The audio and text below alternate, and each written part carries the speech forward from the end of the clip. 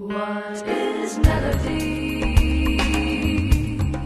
Is it the tune? What is melody? Is it just the mood?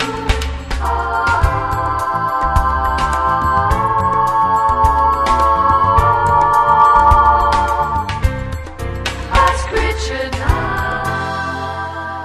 What is melody anyway? That's a great question, but it's a huge question. Because melody can be heard, I think, sometimes, and it's not that strange, but it sounds a little strange. It's a little weird to answer it this way, but melody can be heard just in the air, sometimes just the wind sometimes, or you know what I mean? There could be total silence and you just hear some sounds, and it's kind of melody. Melody can be heard in rhythm. And the two are not mutually exclusive. I mean, there's a lot of rhythm in melody usually, and even if it's a rubato melody, there's some kind of, that in itself implies some kind of rhythm in a weird way. And there certainly is a lot of melody in just rhythm, in just a drum solo sometimes. And they think about it if they're happening. And to me, that's part and parcel of what they do. So it's a huge question. Well, let me ask this question then. To you, if a melody falls in the forest and there's no one there to hear it, is it still a melody? Yeah, I guess so. I think basically you got it. That is an interesting way to look at things. What I mean is, you may play something that you think is just magnificently melodic, and 17 people in the audience can think that, and another 3 people say, what on earth was that? And not get it. What's nice is it's up for grabs. I mean, a lot of this stuff is up for interpretation, which is beautiful. And that's one of the great things about music or about art in general, is that it's not a right or wrong. It's not a winner or loser. It's not, unless it's American Idol, It's not Underwear or lycra. Which is ridiculous. I mean, some of those, the competition in music is, I guess it inspires some kind of like reason to talk about stuff and people can get excited, but there's no winner or loser in this area, and there's no real right or wrong. So melody can be interpreted and defined like it's wide open. I mean, then there's the more obvious kind of realistic kind of interpretation. For me, a strong melody is something that you can kind of remember, that's memorable to me. And sometimes it takes a few times listening to, because sometimes they're kind of complex. Sometimes John Coltrane can play some incredible melodies, and first time you hear him you think, what the hell is that? And then you hear him over and over again and you get it, or you don't get it, or you just say it wasn't really on. Usually in his case, usually was on. and then sometimes the Beatles could be an obvious great melody. Some of the tunes that they wrote were incredibly memorable and beautiful melodies. So it's certainly getting a chance to play with Miles and hear him play night after night was a great experience, because he was so into singing on the horn. So a lot of the stuff that came out was singable. There was some linear stuff that you wouldn't want to sing, maybe like a scat kind of thing, or even difficult for anybody to sing with their voice, but a lot of times it was singable. He used to tell me he used to get a lot of phrasing ideas from Frank Sinatra, listening to Sinatra, and how Sinatra would interpret a popular melody. And so Miles would get a lot of ideas from that. Yeah. Well, let me now switch the focus from written melody to improvised melody. Now, you're known as a guy who can write really lyrical tunes, and a guy who can play in a lyrical fashion, but you're also known as a guy who can, in the words of the prophet, shred. So now, the question is, how do you personally balance the technical virtuosity which you've got with the desire to play in a melodic fashion? For me, it's a really good question, and it kind of defines a lot of what I do try to do. I'm not always successful with it by my standards, but certainly not. But I try to balance a kind of a melodic statement, generally in my playing, with some excitement, where I'm not thinking so much about melody or rhythm. I'm just kind of letting go and trying to play lines that are that if you slowed them down, they would have some melodic substance to them. Great. In fact, that's such a good thing. What I'd like you to do now is demonstrate exactly that, because I think a lot of lay listeners, they hear jazz and they think, It sounds like well, yeah, what's going on, man? But the fact is, I always say to people, if you slowed that down, it'd be a beautiful melody. Yeah. So let's give them a blast of something. Just Yeah.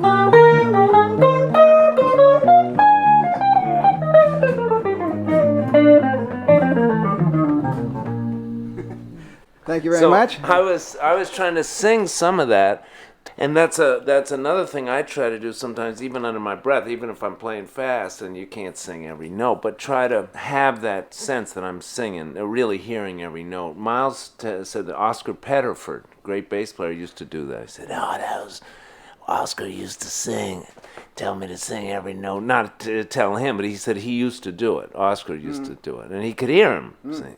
Kind of not singing really. Yeah, I notice you're breathing while you're playing. I'm trying to do that and sing some of the notes sometimes. I was singing them a little bit louder for. Thank you. But For the microphone, which loved it. It was really... So basically, I'm trying to make up melodies or lines that connect to other melodies, but even within the line, there's a melody. And if sometimes you take it apart, I've got these right here on the pile on the floor. I have these tons of transcriptions of like Sonny Rollins improvisations, which are incredible melodies. When you slow the stuff down, you hear amazing stuff. I mean, it's really very intricate, very controlled a lot of times with a great improviser like Sonny Rollins, of course. And in his whole statement, some stuff that's just like almost a rhythmic phrase, like talking. Like, well, give me an example of that. Just one little phrase, and then slow it down. All right, here's one. I hope I can do it. Here's a Michael Brecker phrase that I took off something a long time ago, and I hope I can remember it. And I play it all the time, and I'll probably goof it, but.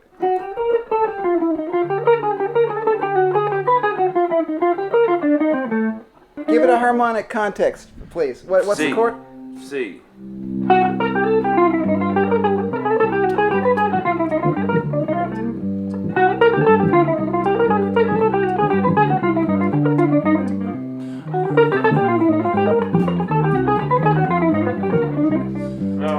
It's hard to play.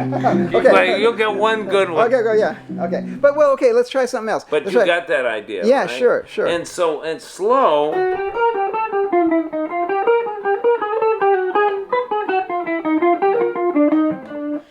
And that's a lick. Done. In improvisation, you don't want to use too many of those. Mike Brecker used to say that he used to do the same thing, transcribe solos sometimes or cop different things, play them through different keys, and then forget them. Then they kind of come out as the language of, it's kind of like if you read a book and you get a couple of phrases and so you get more of your own ideas from that book, that if it's a good book, that kind of inspires your own thinking, but you remember a couple of phrases that an author said and say, oh, this is kind of a cool, I remember how the guy said it. He said it's something like this, and then you might quote a phrase. So sometimes you can get that, or you do enough transcribing, and you get tons of melodies in your ear, and they kind of come out in your own way. In the melodic arsenal of jazz, you've got a couple of things which I know you are fond of. One of them is your use of chromaticism. So if you could give an example of one little phrase without any chromatic alterations, and then show how you add the chromatic approaches to make the phrase more interesting. Let me give you, now this is kind of more of I'll give you an example of something I'm still studying with this great teacher, Charlie Banakis, who's a piano player, but he teaches all instruments. He teaches kind of theory to all instruments. And the way he kind of, it's kind of a common exercise, or not uncommon, and there's a lot of this, of course, in classical music, is by some of the chromatics are like neighbor tones, or embellishments of chord tones. And chord tones are probably, in some way, it's probably oversimplistic to say it, but it's kind of true, is that they're very fundamental notes in melody. They're the notes that make up the sound of a chord. If you have a C major triad, right? Those are the notes, C, E, and G. Do, bo, bo, right? They're melodic by themselves. If you play them together, you get the triad, the sound of the triad. So in the case of a C minor 7, which is a 4-part chord, C, E flat, G, and B flat, you get that separate and then together. You get the sound of that chord.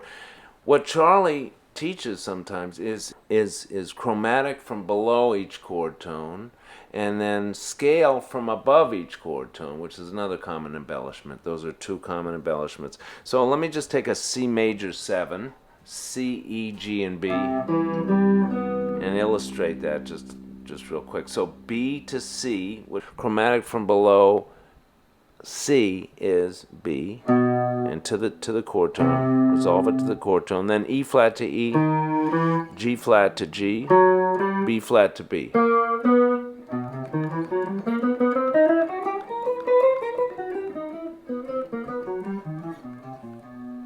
And you get a kind of a cool something. It gives you a kind of, it's like a little bit of clothes around the body of the chord, you know what I mean? Then there's a scale from above. It's another common embellishment. Now if the scale in C major 7, the scale is a C major scale. The scale from above a C is a D. Scale from above the E is, which is the third of the C major 7, is an F. Scale from above the G, which is the fifth of a C major 7, is an A. And the scale from above the major 7, the B, is a C again. So you get...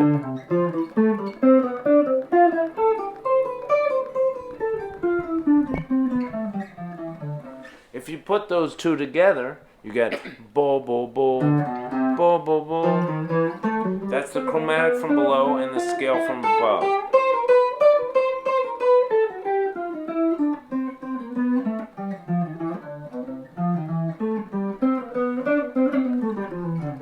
So that's a common kind of a bebop cliche almost. It's also in a lot of classical music. Exactly. It sounds very much like Mozart could have written that. Exactly. Thing. And Bird, apparently, from what I think I heard this one interview with Paul Desmond. It's a really famous interview, and I remember Mike Brecker was playing it for me. Paul Desmond interviewing Charlie Parker, and Charlie Parker was saying that he learned a lot of his lines and his linear ideas, his melodic, linear, very linear ideas, from classical, like clarinet studies, which has a lot of that stuff in it from classical music, a lot of embellishments like that.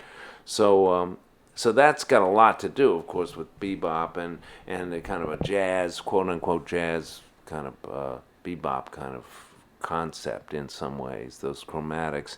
But there's still around chord tones a lot of times. Now you can take it even outer than that. Herbie Hancock does that, or Train, and go even further with chromatics. You really just need kind of a line, sometimes in between strong points in a phrase. You might just play a line that just goes from point A to point B and goes through wherever. It's kind of more abstract than that.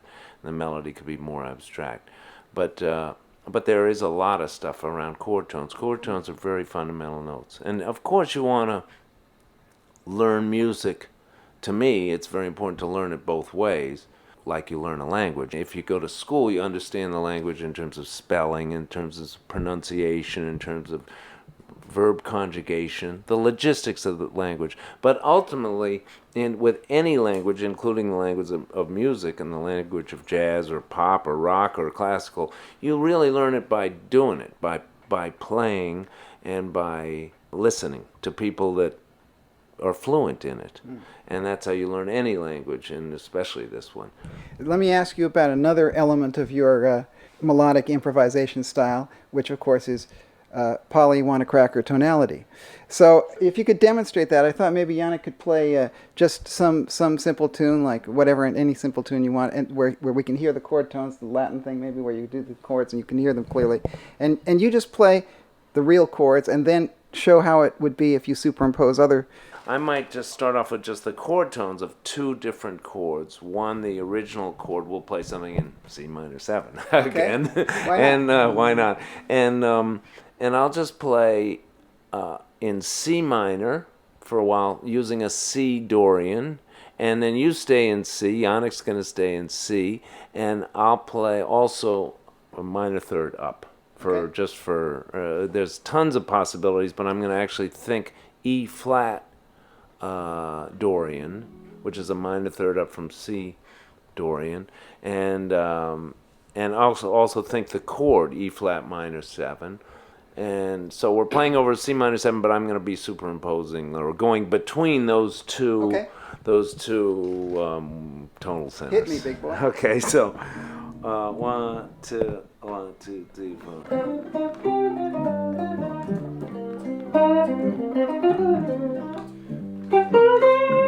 This is all C minor. E flat.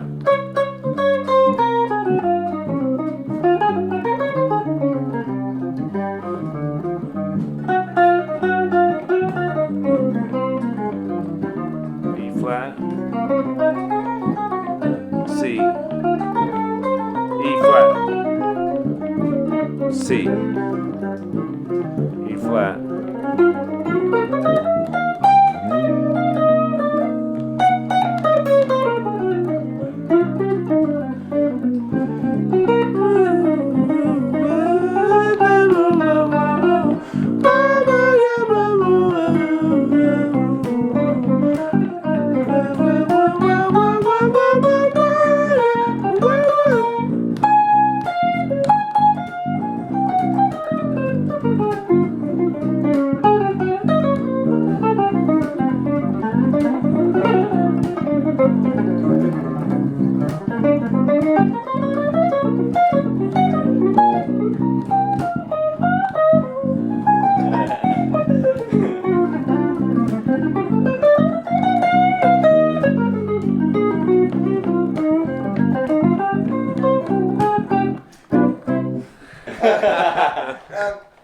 Great. So you don't want to just do a little some little example of how that's applied to a whole chord progression. Take a blues. A blues. Just Okay. a blues, a B flat blues. Okay. 1, 2, 1, 2, 3.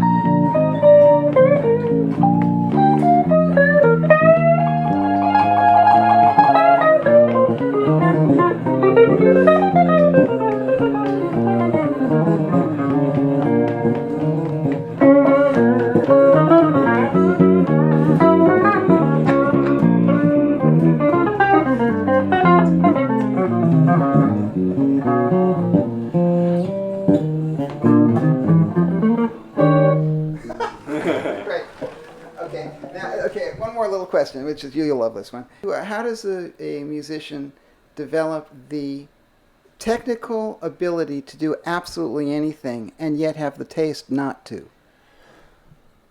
Don't ask me. I've been working on that one forever. I think that's a lifelong, well, all of it is really a lifelong voyage, because no one ever gets to any of those points. And the more, the better you get, and the more fluent you get at the language of jazz, and the more, it seems like the more you know, the less you know. Because the universe of music is infinite. So the more you kind of look out into it, it becomes bigger. You know, the more you learn, and then sometimes you come back to just earth and say, well, you know, what's wrong with this?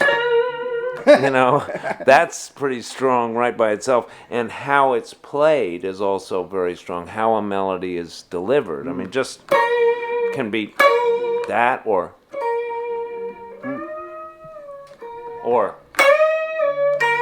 there's two different stories right there, and we're just talking about 3 notes, B.B. King notes, you know. Right. And so there's a whole lot of options, I mean, an infinite amount of options. And then there's, as we just kind of tried to play through, of you know, lots of different chords on top of chords, or tonalities that you can go and make up as you're going along. So there's lots of options, and I think that then it's up for grabs. I personally like a lot of energy. I like the way, for instance, Michael Brecker, everything he used to play, and just about every recording he's on, has got some stuff to it.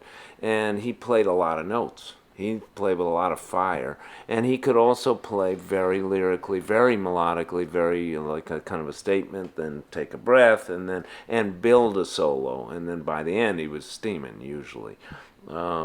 Miles had a different kind of approach, but not dissimilar. He played less notes. Jim Hall can't play fast. He works on his chops some.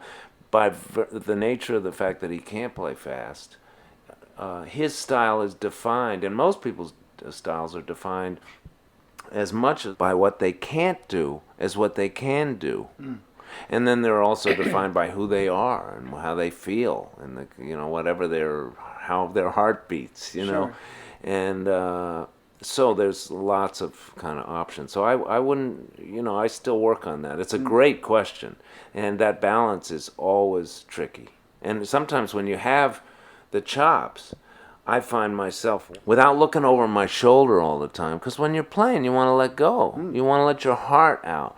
But without looking over my shoulder while I'm playing all the time, there's a little voice that me saying, don't overdo it. Pull back. You practice some cool stuff, but now it's time for the gig, and you want to listen to where's the drummer, what's the mood of the whole tune, what's everybody else doing, what's the bass player doing, try to pull back and develop your solo.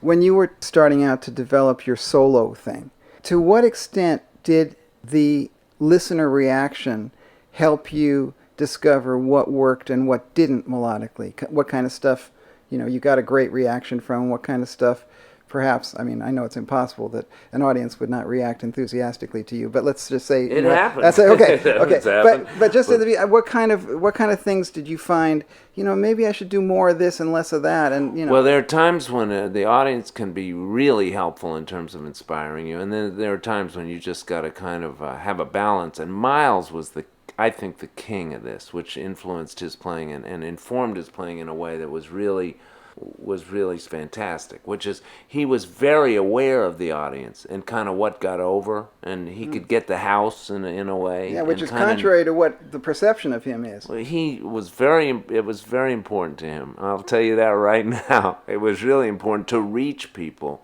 because music is a communicative thing. It's supposed to be a language to reach people. You don't want to just make it in your basement, So he had that balance, and also what his goals, his personal goals and his personal ideas were, despite what anybody would do. He kind of wanted to hold true to those, no matter who said what.